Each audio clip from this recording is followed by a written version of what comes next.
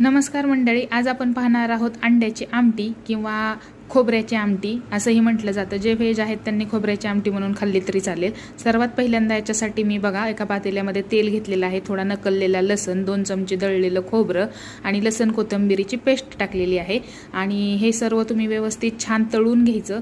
त्याच्यानंतर तुम्ही याच्यामध्ये 2 ते 3 चमचे फुटाण्याचं पीठ घालायचं आणि हे जे पीठ आहे ते डाळव्याचं न घालता किंवा चिवड्याला जे डाळ वापरतात ते न घालता फक्त फुटाण्याचंच घालायचं, त्याने ह्या भाजीला छान टेस्ट येते आमटीला। आणि काळा मसाला घरगुती घातलेला आहे मी 2 चमचे। बघा किती छान असा कलर आलेला आहे आमटीला। आणि त्याच्यानंतर गरम केलेलं पाणी टाकायचं आहे याच्यामध्ये 2 ग्लास आणि तुम्हाला जेवढी आमटी आहे पाहिजे आहे तेवढी बनवून घेऊ शकता तुम्ही। आणि फुटाण्याच्या पिठामुळे खूपच छान मिळून येते आणि टेस्टही खूप छान लागते। कुठलाही गरम मसाला वापरा, मी इथं घरकुलचा गरम मसाला वापरलेला आहे आणि कोथिंबीर टाकलेली आहे वरतून। बघा मस्त अशी थोडा वेळ छान